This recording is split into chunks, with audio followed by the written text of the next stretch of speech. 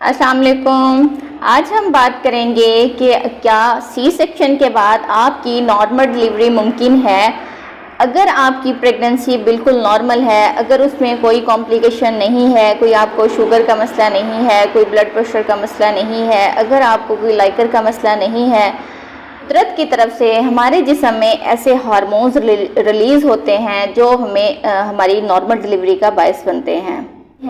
जब उनसे पूछा जाता है कि आपकी नॉर्मल डिलीवरी पहले कहाँ हुई है या अगर आपका सी सेक्शन हुआ है तो आपका कहाँ हुआ है, तो मुझे अक्सर ये सुनकर हैरानगी होती है, परेशानी होती है कि लोग कहते हैं जी मेरी पहले वाली जो प्रीवियस जो है बच्चा जो है वो घर में डिलीवर हो गया था। जब उनसे पूछा जाता है कि ऐसा क्यों हुआ है, आप किसी हॉस्पिटल क्यों नहीं गए, आप किसी सेटअप पे क्यों नहीं गए, तो बताया जाता है कि जी अचानक दर्दें हुई, अचानक से इमरजेंसी हो गई, फिर घर में दाई बुलवा ली है, फिर उसकी जो है डिलीवरी हो गई है।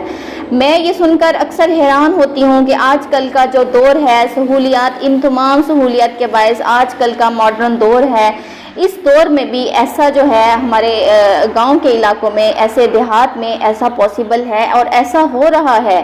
तकरीबन 50 to 60% लोग ऐसा करते हैं, घर में नॉर्मल डिलीवरीज करवा रहे हैं। अगर हम इनको यूज़ करें तो हम इन तमाम मसाइल से हम बच सकते हैं। इसके अलावा अगर आपका प्रीवियस सी सेक्शन हुआ है तो आप किसी भी अपनी डॉक्टर के पास अपनी प्रीवियस सी सेक्शन की फ़ाइल जो है, तमाम अपनी हिस्ट्री जो है उनको दें, क्योंकि आपकी डॉक्टर जो होती है वो आपको बेस्ट मशवरा दे सकती है कि आपको जो है नॉर्मल आगे डिलीवरी होगी या सी सेक्शन होगा।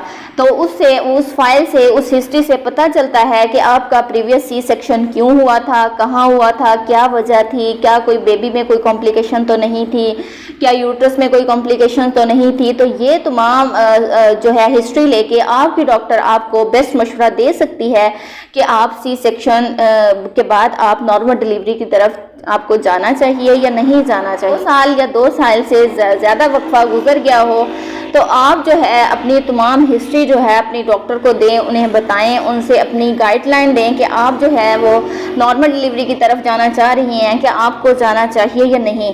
उससे आपकी डॉक्टर तमाम इंफॉर्मेशन देखेगी कि आपको ब्लड प्रेशर का मसला नहीं है, आपको कोई शुगर का मसला नहीं है, आपको लाइकर का मसला नहीं है, आपका बच्चा बिल्कुल ठीक है, आपके बच्चे की आंवल की जो पोजीशन है वो बिल्कुल ठीक है।